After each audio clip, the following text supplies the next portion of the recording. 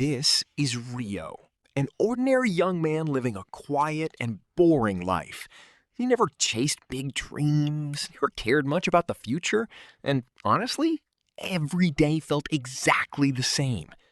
But one day, everything changed. While sitting alone, lost in thought, Rio suddenly remembered the moment he first arrived in this strange world. Back then, a mysterious ruler-like being appeared before him and calmly said, "I'm sorry, you died in a car accident." Instead of letting his story end there, the ruler decided to give him another chance, a second life in a completely different world filled with magic, monsters, and unknown dangers. Then, the ruler asked him one simple question. How do you want to live your new life? Without hesitation, Rio answered, I just want a peaceful life, far away from people. The ruler accepted his wish and explained that only 20% of the people in this world can use magic. As a gift, he granted Rio powerful magical abilities. Not only that, Rio would also be sent to a remote forest far away from civilization, where a small house and enough food for 2 months were already prepared for him. And just like that, Rio arrived in the new world. Everything was exactly as promised. The house was there, the food was there, and even a guidebook explaining the dangerous monsters living inside the forest. But something strange caught his attention. Even though he had just arrived in this world, he could somehow read the language perfectly. Still, Rio decided not to think too much about it. Right now, he only cared about one thing: testing his new magic. Rio spent hours training every single day, and before long, he noticed something unusual. He could cast magic without using chance. In this world, that was considered extremely rare. But instead of getting excited, Rio simply ignored it, believing normal spellcasting was safer. After a full day of training, Rio decided to prepare a place to take a bath. But unfortunately, the water was freezing cold. So he tried heating it using fire and started experimenting with several primitive ways to start one. But every single attempt failed miserably. At that moment, Rio collapsed onto the ground in frustration. For the first time, he realized just how difficult surviving in this world could be. But he refused to give up. Suddenly, an idea flashed through his mind. Using ice magic, he created a transparent lens and focused sunlight through it to ignite a fire. And somehow, it actually worked. Before long, Rio finally managed to prepare a warm bath and enjoy. The next morning, Rio sat quietly while eating breakfast. The food he received would only last for 2 months, which meant one thing. He needed to learn how to hunt if he wanted to survive. Despite his repeated attempts, Rio kept failing every time he tried to use his magic. No matter how hard he focused, his spells just wouldn't work properly. Over time, frustration started building up inside him. Eventually, Rio reached the point where he was close to giving up. Rio suddenly remembers something important from his conversation with the ruler. When he first asked how magic actually works, the ruler told him, "Everything depends on your imagination. If your imagination is limited, your magic will be limited too. And if it's limitless, your magic will be limitless as well." That one sentence changes everything. From that moment on, Rio starts understanding magic in a completely different way. He begins training again, but this time, not just his power, but his imagination itself. Day after day, he trains non-stop until sunset, then returns home to take a warm bath and rest. And just like that, a simple routine begins. Train in the morning, Survive the day? Repeat. After some time, Rio finally reached a new level. He could now create ice easily and even use it offensively. That's when he decided it's time to go hunting. And that's when we learned that the ruler had placed a barrier around the house to protect it from monster attacks. So Rio heads deeper into the forest, toward the river. There, he creates an ice spear for hunting and also finds a solid stone to help him make fire at night, something he struggled with before due to the lack of sunlight. But things don't stay peaceful for long. While exploring, Rio suddenly encounters a wild boar. The boar charges at him instantly. Frozen in fear for a split second, Rio barely manages to dodge the attack. The monster charges again, faster this time. But now, Rio reacts. He creates a layer of ice under the boar, making it lose balance. Then, quickly forms an ice spear and strikes.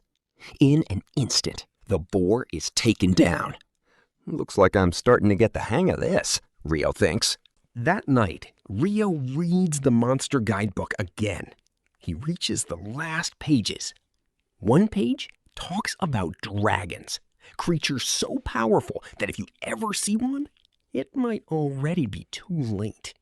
And the final page is about something called Akauma, demons described as extremely dangerous beings beyond imagination. But Rio doesn't take it too seriously. He closes the book and continues walking through the forest like normal. That's when he finds a strange fruit. Curious, he eats it and actually enjoys the taste. But suddenly, a giant hawk-like monster appears and attacks him. Rio dodges just in time. Based on the book, this creature is extremely dangerous. He tries to escape, but the monster chases him, unleashing wind attacks. Rio responds with an ice barrier, blocking the strikes. He fights back using ice spears and defensive walls, but the creature keeps adapting. It looks like Rio is about to lose. At the last moment, he manages to block a deadly attack with a powerful ice shield. But the monster is still alive, though injured, especially in one eye. Seeing that, Rio decides something. He backs off and lets it go.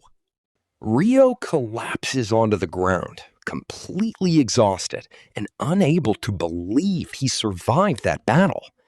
But deep down, he knows the fight isn't truly over yet. As night falls, Rio loses his way while trying to return home. While walking near the river, Rio suddenly spots a mysterious knight standing in the darkness. But there's one problem. The knight has no head. Days pass quickly, and Rio keeps getting stronger with every battle. Eventually, he decides to challenge the strange knight himself. But the moment the fight begins, Rio realizes this isn't a real battle. The knight completely overwhelms him, almost as if he's training him instead of trying to kill him. And once the fight ends, the knight gives Rio a sword as a reward, before silently walking away. The next day, Rio is relaxing peacefully by himself, until suddenly, the giant hawk monster appears again, the very same creature that nearly killed him before. This time, however, Rio is different. Using the sword he received from the headless knight, Rio carefully waits for the perfect moment and strikes directly through the monster's heart. The hawk finally falls. As Rio pulls the sword from its body, he quietly thanks the creature, because without battles like this, he never would have become stronger.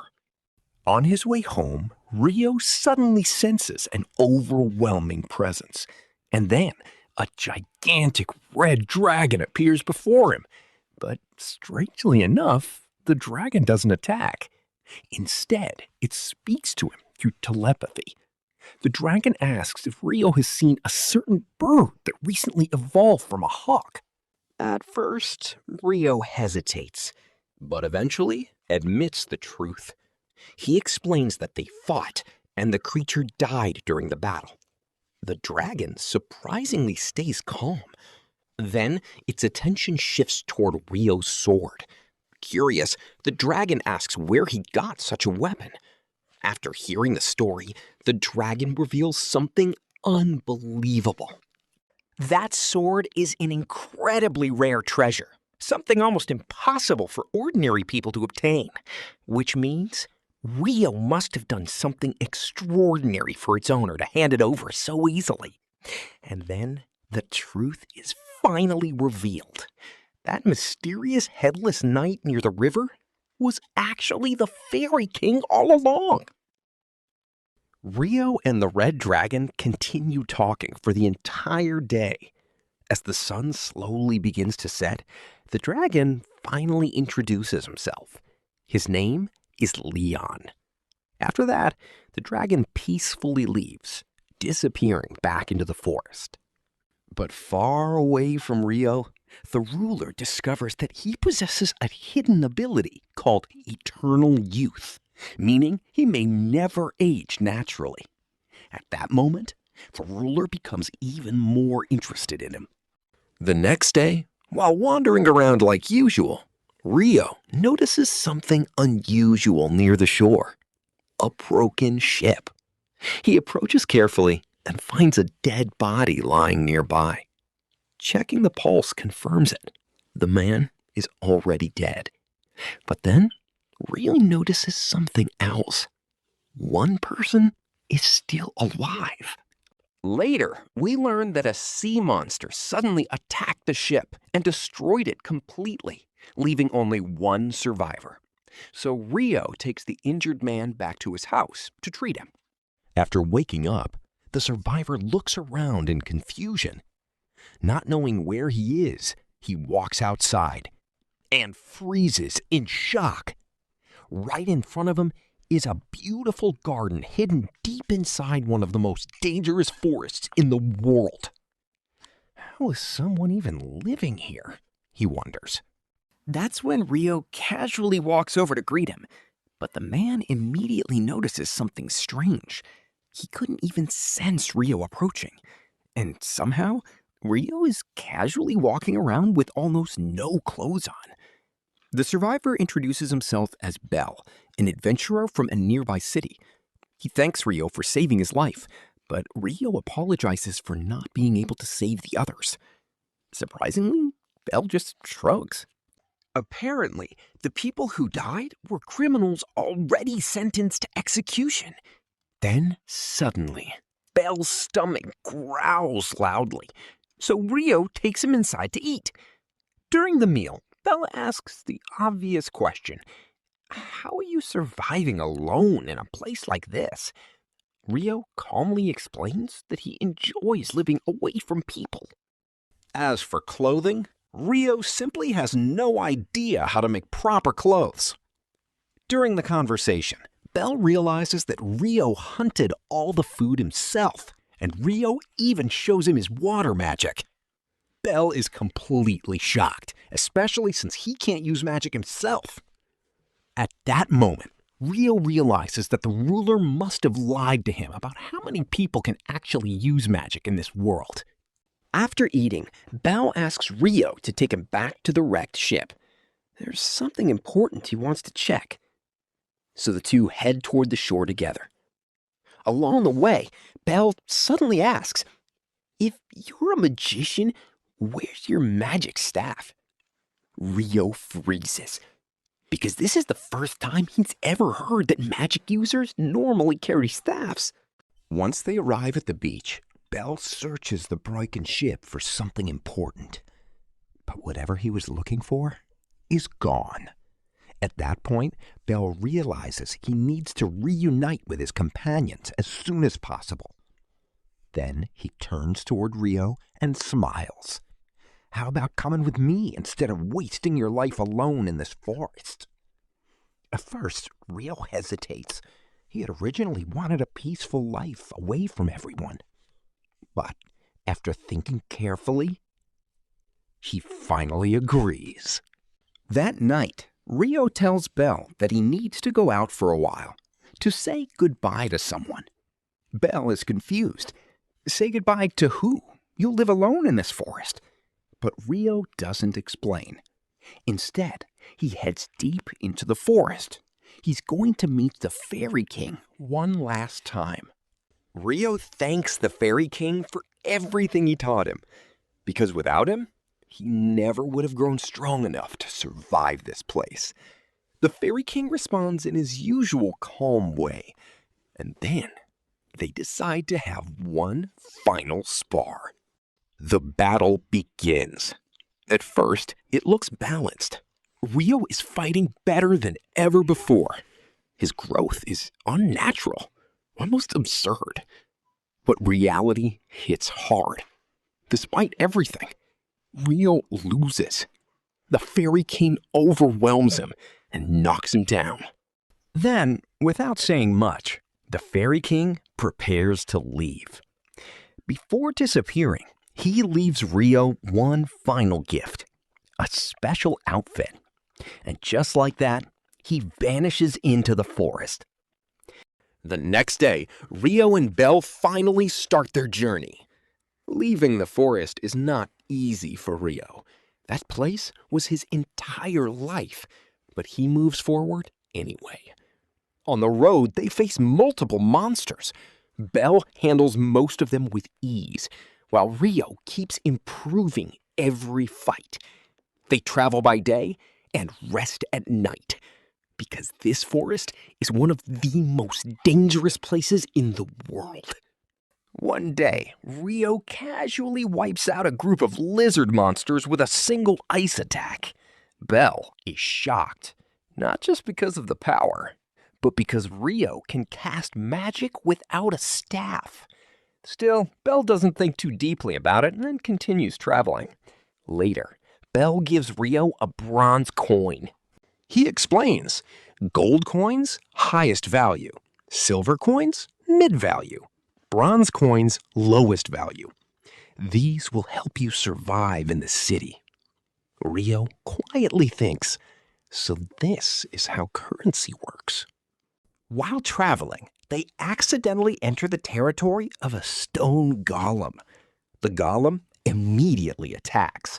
Belle fights one of them and manages to destroy its core. But surprisingly, the golem regenerates. That's when Rio steps in. He creates massive ice structures and completely crushes the golems in one attack. After the battle, they find a glowing magic stone inside the monster. Belle explains that it's extremely valuable. Things are starting to look profitable for their journey. As they continue forward, they suddenly witness something unbelievable. 6 dragons attacking a massive monster. But even with all their power combined, the creature destroys them effortlessly. That night, they set up camp and rest near a fire. The next day, Belle explains that they are almost out of the forest. Only a mountain range separates them from human civilization. He asks Rio, where did you learn all this information about the world? Rio remembers the words of the Fairy King and the dragon. He replies, it's better if you don't know.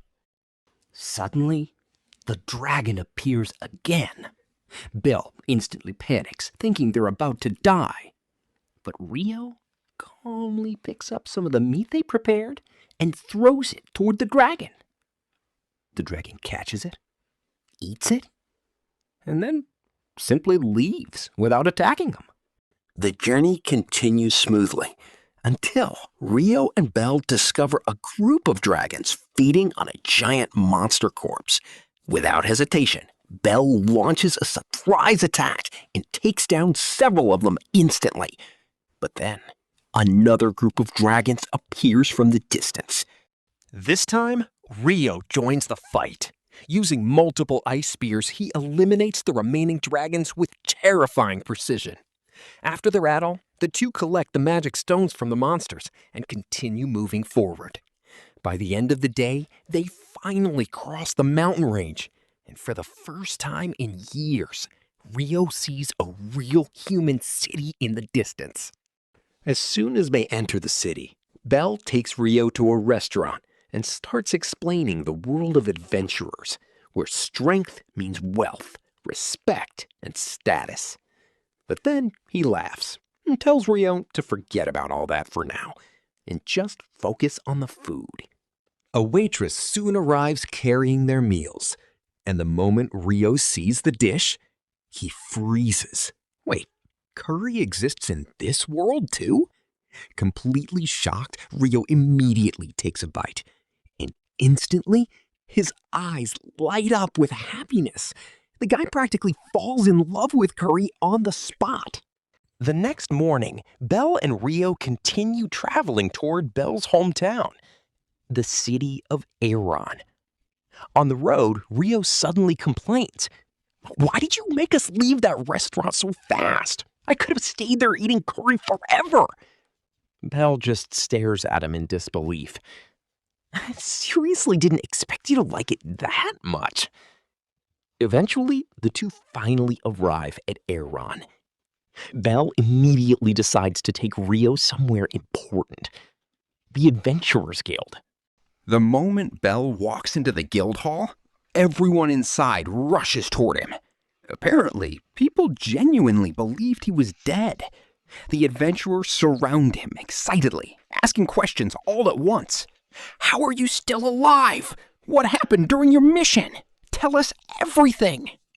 Belle begins explaining the entire story while everyone gathers around to listen.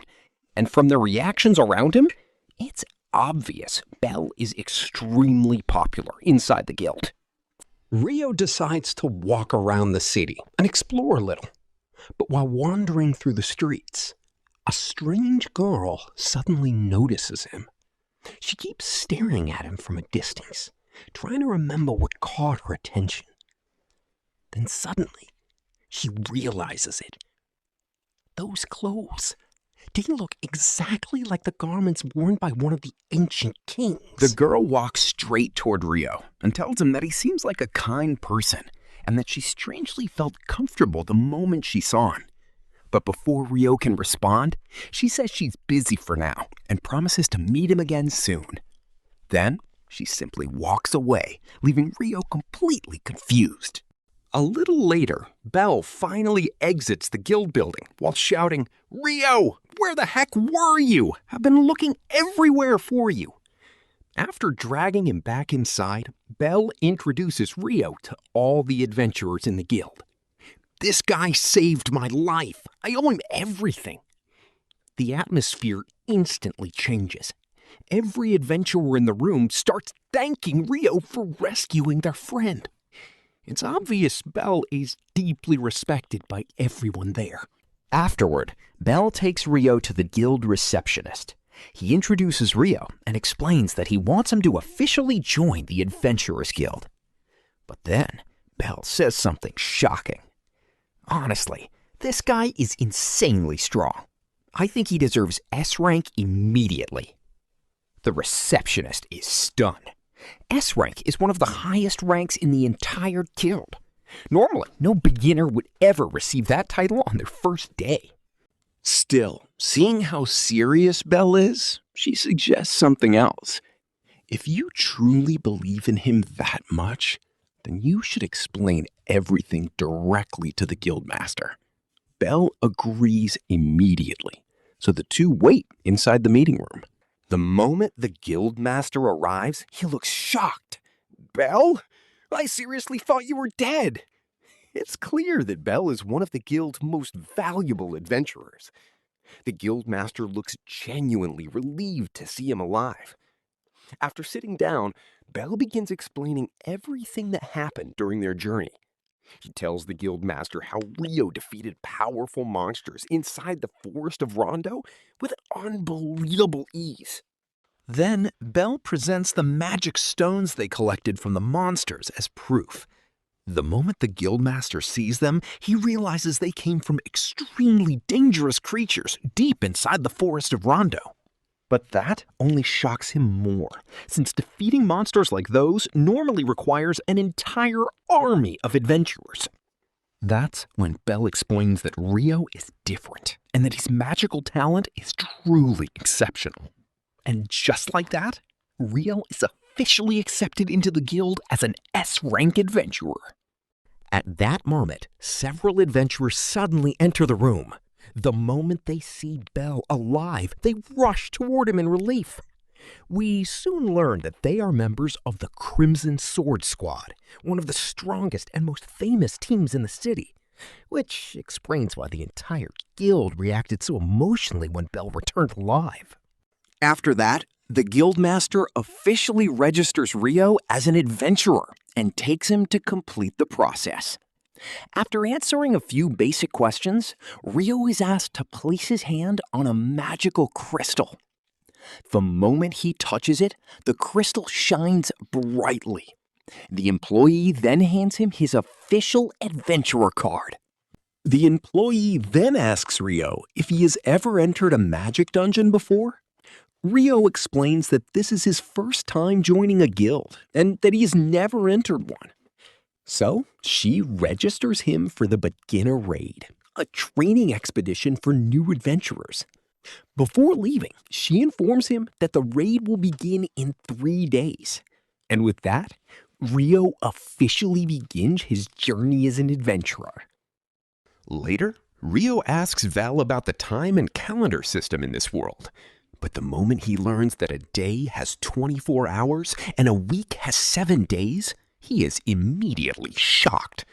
Because it's exactly the same system from his old world, making him wonder if someone else from Earth was reincarnated here before him.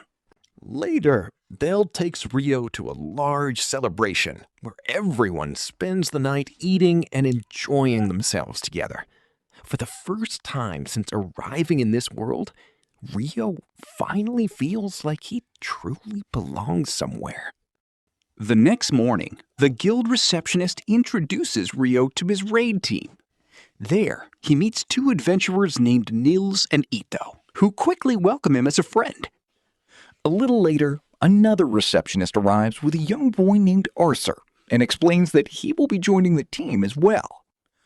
Everyone is surprised by how young he is, but Arthur reveals that his parents recently died, so he joined the guild to become strong enough to protect himself. After hearing that, the team warmly accepts him. Meanwhile, Belle tells his squad about Rio defeating powerful monsters in the forest of Rondo. At first, they don't believe him, saying it's impossible for anyone but the strongest mages. But seeing how serious Belle is, they slowly accept it and agree that Rio likely has an incredible future ahead. The next day, Rio attends a lecture about dungeons, monsters, rankings, and raid systems. After the lesson, the instructor takes the group to a beginner-level dungeon for training. Arthur is visibly nervous. After all, this is his very first dungeon. He has no idea what's waiting for him inside. But Rio calmly reassures him. Don't worry, this is only a rank 1 dungeon. There won't be any dangerous monsters here. Hearing Rio's words helps Arthur calm down a little and gain confidence. Soon after, the group finally enters the dungeon. The moment they step inside, Rio immediately senses magical energy nearby. Without hesitation, he uses ice magic and instantly freezes a giant ant monster in place. Then Arthur quickly rushes forward and lands the finishing blow himself. Of course, Rio intentionally set everything up just to help the kid overcome his fear. After defeating the monster, they collect a magic crystal and head back to their base. Niels is completely shocked by how quickly Rio and Arthur handle the fight. While everyone is talking, Belle suddenly walks in and acts casually. But moments later, members of the Crimson Sword Squad burst into the room and tell him the Guildmaster has been waiting all morning. Then one of them forcibly carries Belle away, while everyone watches in silence. That day, Rio enters the dungeon again with Arthur. During the fights, Rio notices that Arthur is improving quickly and gaining confidence. So he encourages him and tells him he could surpass most adventurers. Those words motivate Arthur to train even harder. The next day, Rio leaves his team and decides to explore the city alone. He eventually ends up at a library where he buys a few books about chemistry and basic science, then heads somewhere quiet to study. But suddenly, the atmosphere changes and the surroundings become foggy and distorted. Before Rio can react, a mysterious girl appears out of nowhere and immediately attacks him. The girl is incredibly fast and powerful, forcing Rio onto the defensive. Even with magic, swordsmanship, and quick movements, he can barely keep up. Rio eventually fights back with a barrage of ice magic, surrounding her from all sides. But she breaks free using a powerful flame barrier and charges at him again. Suddenly, the girl stops fighting, and her hostility disappears completely. She looks at Rio and says, "Remember my name, Emmeline. We'll meet again." Then he vanishes without a trace.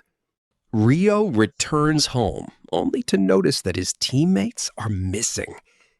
While searching for them in the city, he finds a group of adventurers bullying him.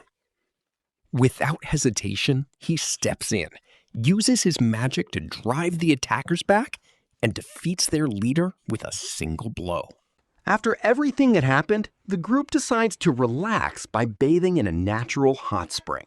The next day, Rio's team enters another dungeon for training.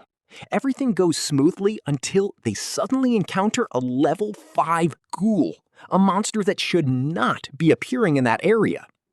After defeating it, the team realizes something unusual is happening, collects the magic stones, and quickly returns to the Adventurers Guild. The adventurers report everything to the guild, shocking the receptionist, who immediately informs the guild master. An emergency meeting is called, summoning the strongest adventurer teams in the city, including the Crimson Sword Squad and the White Banner Squad. The guildmaster then begins explaining the situation to everyone. Holding up the evidence, the guildmaster speaks seriously. If these reports are true, this may be the start of something far worse. He then reveals the possibility of a great monster surge, a dangerous phenomenon where monsters appear everywhere, grow in number rapidly, and even stronger ones emerge where they shouldn't. If left unchecked, entire cities could be destroyed. He reminds everyone that the last major surge happened about 10 years ago, and now the signs are appearing again. After hearing the explanation, an adventurer asks what their response will be if the monster surge returns. The guildmaster immediately replies that they will gather all knights and adventurers, surround the outbreak, and eliminate the monsters before it spreads. The room falls silent as everyone realizes a massive battle may be coming, and the city's future could depend on stopping it in time. Meanwhile, Rio trains intensely, unable to stop thinking about the mysterious girl he fought before. Her words about meeting again and becoming stronger stay in his mind, pushing him to train harder. He continues refining his ice magic and strengthening his control, steadily growing far beyond his previous limits. The next day, Rio heads toward the Northern Library. One of his teammates teases him. "Bro, are you seriously gonna disappear again?" Rio just replies calmly, "I've got something I need to understand." And with that, he leaves. At the library, Rio meets the same girl again. She smiles and says she knew they would meet once more. Rio asks for books on chemistry and advanced knowledge, and she simply replies, "Follow me," guiding him deeper into the library. At the same time, Bell and his team stand near the dungeon entrance, investigating the so-called monster surge, with the guildmaster present. They send a wind mage inside to scan the dungeon. When she activates her spell, she discovers something shocking. thousands of goblins gathered right at the entrance, ready to invade the city. The moment she reports it, a citywide emergency is declared. All adventurers in the city are immediately mobilized and rush to the dungeon entrance. Goblins begin pouring out in waves, and although the defenders hold them back at first, the numbers are overwhelming. As supplies run low and more enemies keep coming, the situation quickly becomes desperate, with the city nearing collapse. Just when things seem hopeless, reinforcements arrive, and all remaining arrows in the city are gathered and distributed to the soldiers, giving them a new push. After a long battle, the goblins are finally wiped out. But then, 3 powerful commanders appear, and the Crimson Sword Squad and White Banner Squad engage them, taking them down one by one. Yet the real threat is still coming. The Goblin King appears with hostile intent. The adventurers immediately attack, but none of their strikes seem effective. Even the White Banner Squad leader joins in, yet the Goblin King effortlessly blocks everything. The group keeps attacking from all sides, but the monster remains overwhelmingly powerful. At one point, a fatal blow is narrowly avoided using a high-level skill.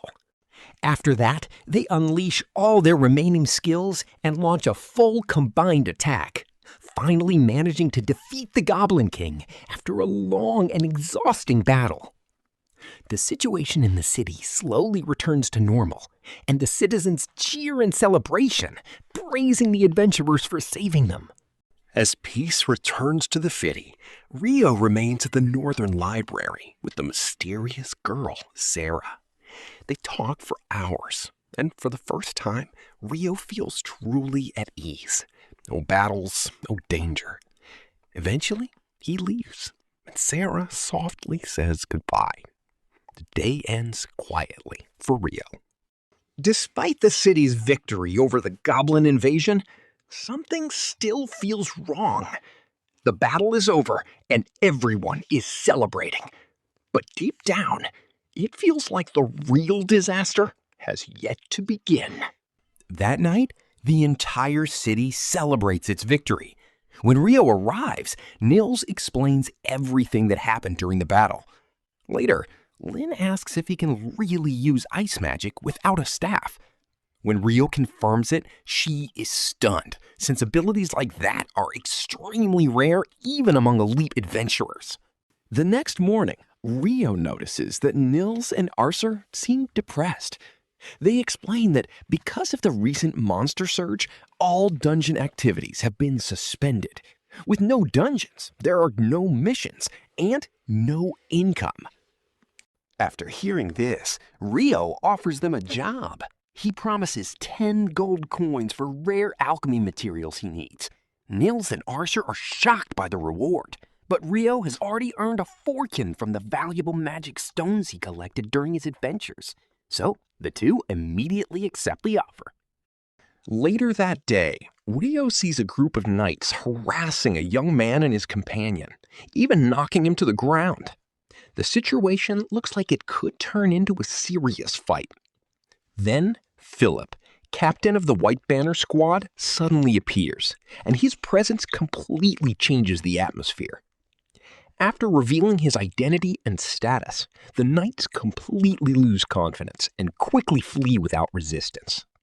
After the incident, Philip notices Rio watching and greets him. He says he has heard a lot about him, mentioning that Belle often talks about Rio and believes things would have been easier if he had been there during the battle. They exchange a few words, then Philip leaves with his assistant, leaving Rio with another powerful connection. That evening, Rio and Belle's friends are having dinner at a restaurant in a relaxed atmosphere. Afterward, they take a walk through the city, but Rio suddenly senses they are being watched. He warns Belle, and they track the suspicious figures down. In a secluded area, the strangers attack, but Rio quickly defeats and restrains them. He suggests handing them over to the city guards for questioning, resolving the situation for now. Elsewhere in the city, The knights plot revenge after their earlier humiliation. But before they can act, a circle of fire surrounds them and wipes them out instantly. The attacker is Philip's assistant, revealing far greater power than she first appeared. The next day, royal officials arrive to investigate the monster surge. After meeting the guildmaster, they decide to send an investigation team into the dungeon, including elite adventurers, knights, and royal representatives, to confirm whether the threat is truly over. The expedition begins, and the team descends deeper into the dungeon floor by floor. But something feels wrong. There are no monsters, no traps, nothing at all. The eerie silence is even more unsettling than a battle, as everyone knows a dungeon this quiet is never a good sign. Inside the dungeon, things turn from bad to catastrophic. The moment they approach it, a terrifying wave of mana crushes them.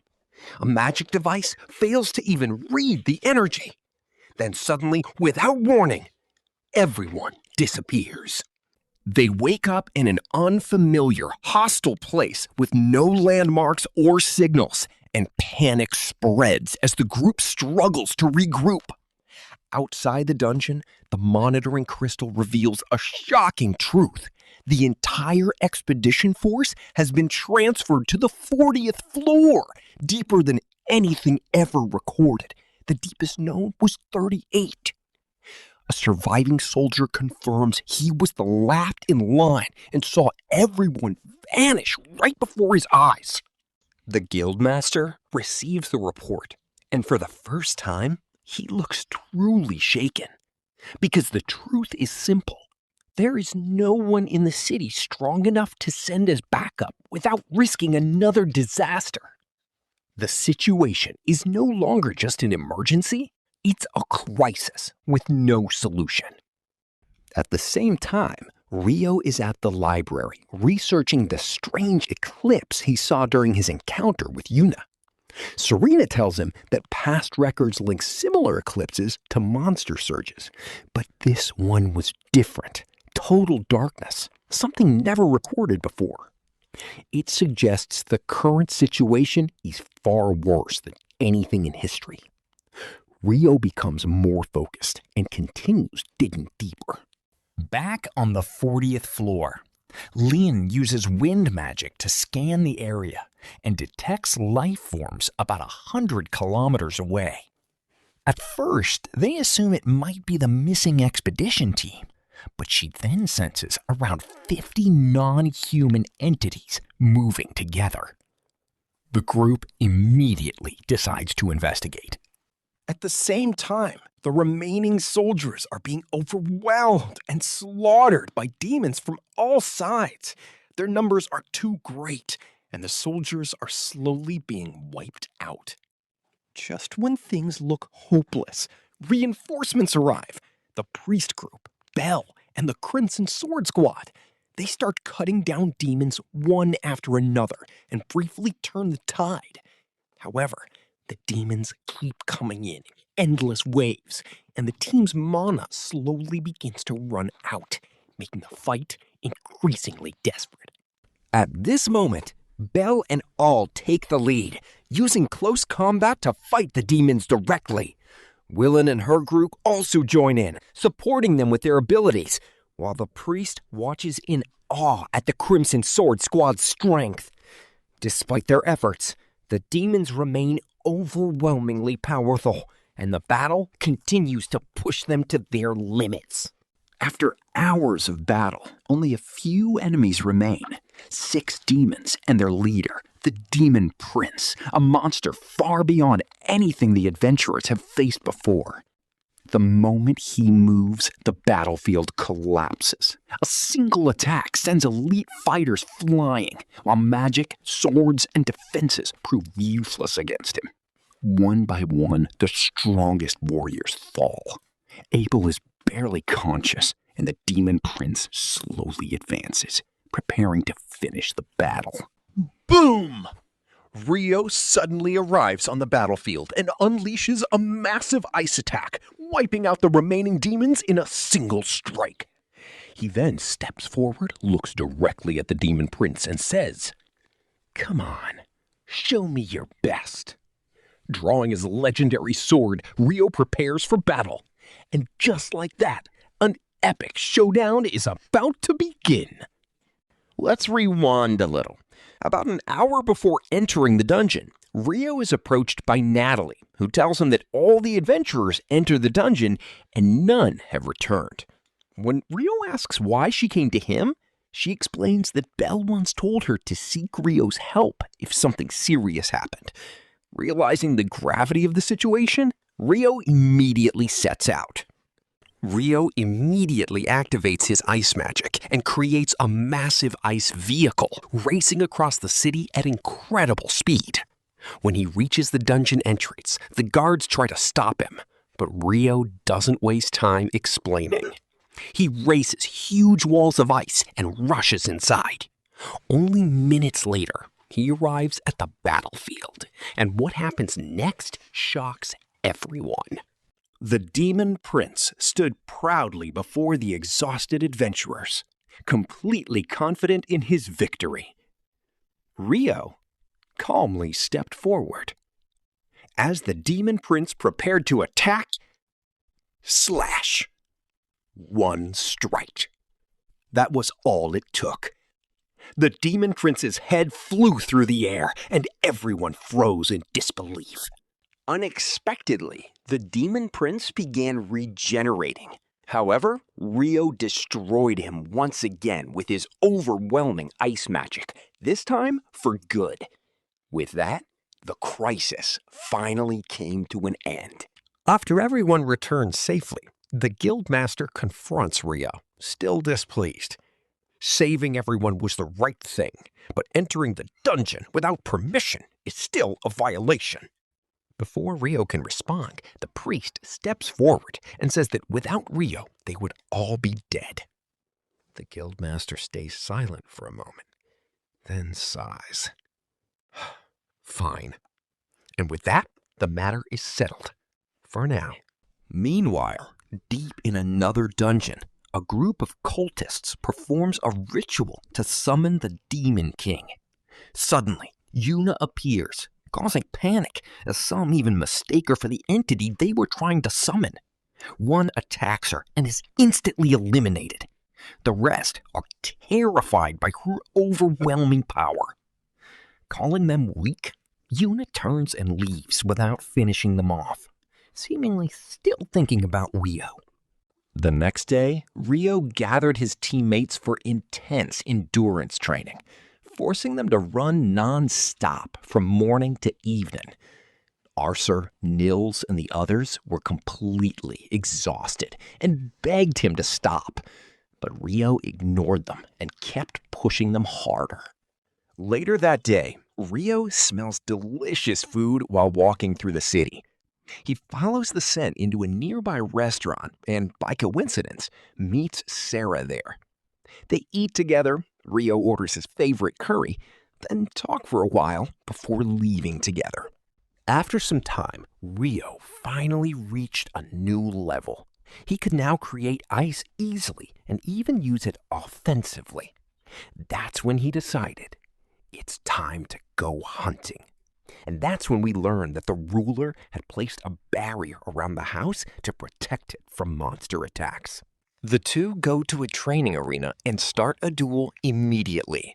Rio quickly realizes Sira is extremely fast, attacking non-stop and overwhelming his defense.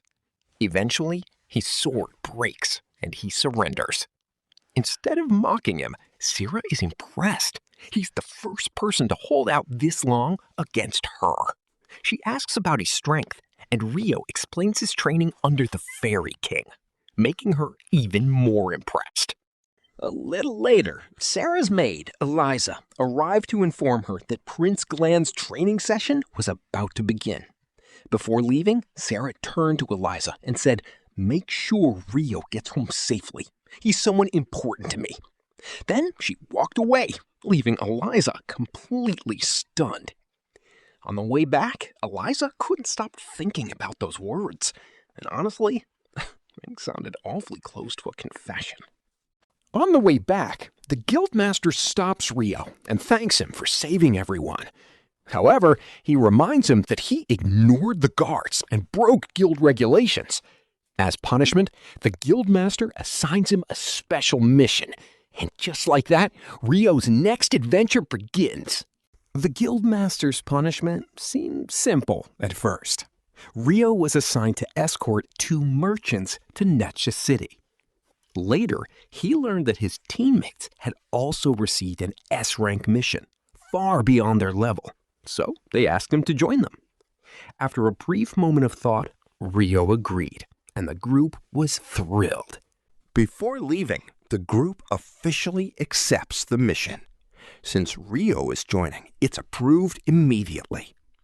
Before departing, the guildmaster reminds Rio about another mission in Netsha village next week. Rio nods and the group sets off. After several days of travel, they reached Netsha village, Niels' village.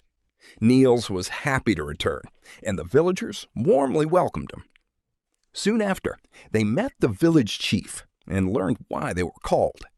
The chief explains that goblins and skeleton monsters have been appearing in the surrounding forests, and their numbers keep increasing. The villagers can no longer handle the situation alone. Several adventurer groups tried to help, but they ignored the village rules and entered the sacred eastern forest, home to an ancient Galdian beast. The forest is considered holy, and entry without permission is forbidden. That night, Nils introduced the group to his family, and they enjoyed a warm, peaceful evening that felt like a short break from their mission. But the next day, the real work began. The chief takes them to an area where goblins often appear. Rio quickly senses danger and detects 10 goblins approaching. Before anyone reacts, he pinpoints their location and the team swiftly eliminates them.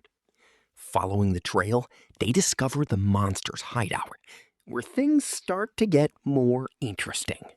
The battle started immediately, and they quickly wiped out all waves of monsters. Then, a massive goblin chief appeared, far stronger and enraged. The younger members panicked, but Rio stayed calm. He used ice magic to freeze and restrain it, ending the fight instantly. They collected the magic stone and celebrated their victory. After returning to the village, an elderly woman personally thanked them and led them to a hidden sacred shrine deep within the village, said to be the home of the guardian beast. Soon after, the guardian appeared and greeted everyone calmly. But everything changed when it looked at Rio. It immediately noticed his clothing and recognized its connection to the Fairy King, which made it visibly excited and respectful. When it learned that Rio personally knew the Fairy King, it revealed its true name in front of everyone, shocking all present, including the village elder. According to legend, the Guardian had never revealed its true name to anyone before.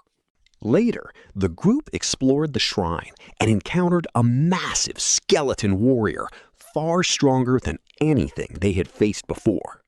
The team nearly struggled to defeat it, but with Rio's magic support, they eventually managed to bring it down. Another crisis was solved. With the village mission completed, the team prepares to leave. Meanwhile, major figures begin moving toward Netsha. The guildmaster appoints Bell as acting city leader before departing. Vice Commander Gertar trains his troops for a Netsha-related mission, and Commander Mina also sets out, urging her soldiers to become stronger. It becomes clear something big is happening in Netsha, and Rio is being drawn there as well. Rio and his team arrive in Netsha City during a huge celebration with festivals, music, and crowds everywhere. But behind the festive atmosphere, the royal palace feels tense, hinting that something serious is going on. Inside the palace, Princess Mina is meeting important guests with her brother, and everything appears perfect. But in reality, she is overwhelmed by the pressure from nobles and officials. She quietly excuses herself to rest, because even a princess needs a break. The next day, the city continues its festival. While walking, Rio nearly collides with a white-haired young man, but easily dodges him. The young man? Oscar, Princess Mina's royal assistant and one of the fastest fighters in Netsha, freezes in shock, realizing Rio kept up with his speed. The group attends a city archery event. Ito confidently joins the competition, but completely misses the target, leading to laughter and teasing from Belle. Rio then pushes Belle to give it a try, despite Belle acting lazy and uninterested. Belle casually picks up the bow, takes a single, relaxed shot, and instantly destroys the target with perfect precision. The crowd goes silent in shock, and even Rio is surprised by what he just witnessed. Meanwhile, Oscar buys food for Princess Mina and returns to the palace to serve it. Everything looks calm, but he clearly carries heavy responsibility as her aide. At the Adventurers Guild, Serena asks about Rio. When she's told that he's away on a mission and may not return for some time, she pauses, looking genuinely disappointed for the first time. Another festival event features a river race between adventurers. Niels and Ito join together, but they end up arguing during the race and lose badly. Belle can only sigh at their performance. Despite finishing near the bottom, the crowd enjoys their chaos so much that they receive a special consolation prize. As the city celebrates the grand banquet, a group of mysterious attackers suddenly strikes. They quickly eliminate several guards and use powerful wind magic to destroy the barrier protecting Netsha. Within moments, the city's greatest defense is gone, leaving it completely exposed. Meanwhile, Oscar is overwhelmed by a sense of unease and becomes convinced that something is wrong. He feels that whatever's happening is connected to Princess Mina. As these thoughts grow stronger, old memories he tried to forget begin resurfacing. Long ago, Oscar lived a simple but happy life with his parents. He dreamed of becoming a swordsman and trained every day under a local swordmaster, steadily improving his skills. Believing that hard work would one day make him a great adventurer, he devoted himself to training. Back then, life was simple and beautiful. Then came the day that changed everything. One night, bandits attacked the village without mercy, burning homes and throwing everything into chaos. Oscar could only watch as his peaceful life disappeared before his eyes.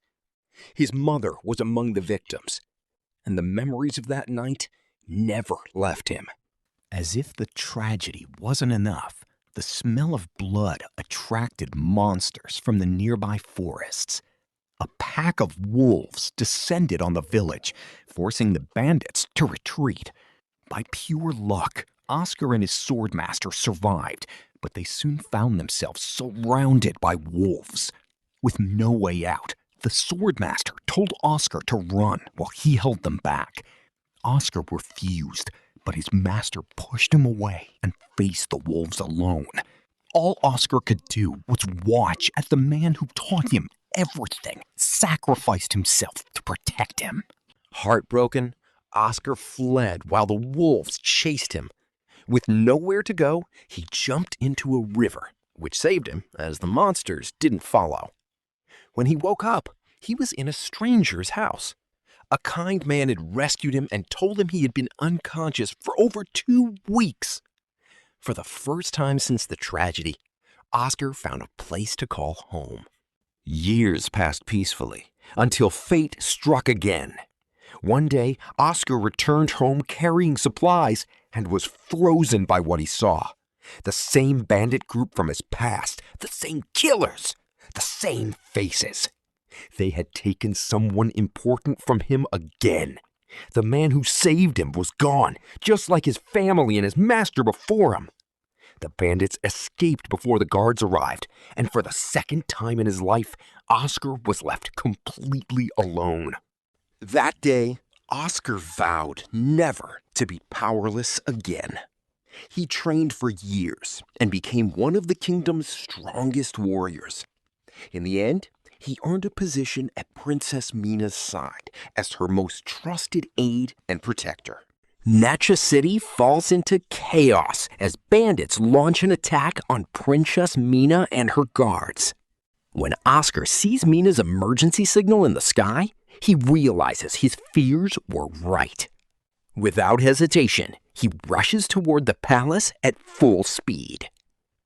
Unfortunately, Oscar arrived too late. The attackers unleashed a massive explosion that blasted Princess Mina away from the palace, but Arthur managed to catch and save her. As Arthur and his group moved to protect her, Oscar arrived and mistook them for the kidnappers. At the same time, Arthur's team believed Oscar was one of the attackers. Neither side trusted the other, and the battle began. Oscar unleashed a barrage of incredibly fast attacks, overwhelming Arthur and the others. Fortunately, Ito activated his light barrier and managed to hold him off, though the strain was pushing him to his limit. Oscar then pointed his sword at them and demanded, "Hand over the princess." The group immediately refused. With his patience gone, Oscar prepared to end the fight once and for all. Just as Oscar unleashed his strongest attack, boom! A massive wall of ice erupted between them and stopped the strike instantly. Everyone turned toward its source. It was Rio. The moment he saw his injured friends, his expression completely changed. Anger filled his face. He stared directly at Oscar and said, "Prepare yourself, because this is your last day." Rio and Oscar charged at each other as fire and ice clashed across the battlefield. Oscar unleashed his strongest fire attack, and Rio barely managed to block it. As dust filled the area, Oscar thought the fight was over. But suddenly, Rio burst through the smoke and launched a counterattack that Oscar barely avoided. The battle continued, with neither side backing down. Belle arrives and immediately stops the fight, explaining that everything is just a misunderstanding and that the real bandits have already been defeated. Oscar is convinced and lowers his sword. However, Rio refuses to back down or forgive what happened to his friends. Belle tries to reason with him, but Rio says he will never forgive anyone who hurts his loved ones, and he attacks Belle with ice magic. Surprisingly, Belle doesn't move at all. At the very last moment, Rio stops the attack himself. Belle then says he is willing to die if it means preventing a war. Rio finally calms down and stops the fight because of him. The next day, the group leaves Netsha after completing their mission. In Leon City, Serena feels lonely because Rio has been away longer than expected. One day, she unexpectedly finds Rio in a restaurant and happily joins him. They spend the day together, visiting the library, reading books, and enjoying each other's company. Finally, Rio obtains the alchemy knowledge he was searching for and decides to focus on his research. He asks Belle for a large house to work freely, and Belle understands and helps him find a suitable place. Rio then buys the house and begins a new chapter of his life. And in the end, this season of our hero Rio's story comes to an end. Don't forget to like and subscribe to the channel for more content.